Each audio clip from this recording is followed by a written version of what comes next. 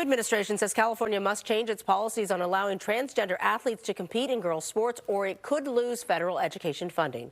The federal education secretary made that announcement today after wrapping up 2 investigations. KTVU's Jana Katsuyama joins us live with the state's response. Jana?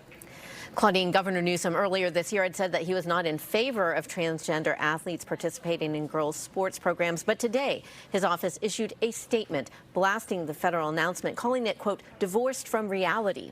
Legal experts say this is likely the beginning of a long legal battle over the definition of gender and whether federal rules can override state laws.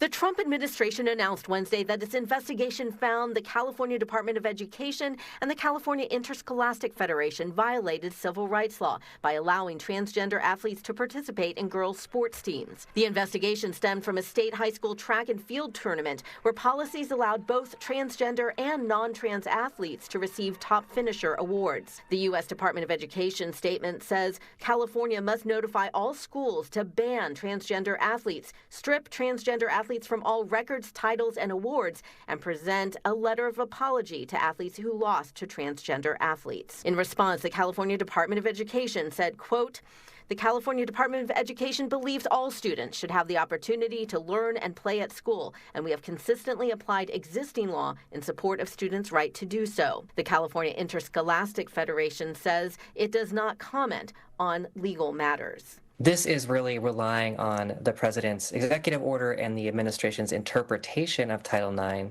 Ilana Redfield with UCLA School of Law says the state has an estimated 49,000 trans youth ages 13 to 17. California is one of 22 states that have laws requiring transgender students be allowed to participate in sports. States like Maine and California and Minnesota have interpreted their own state laws to protect against discrimination on the basis of gender identity in sports. And so that creates a conflict. Now, the federal administration is asserting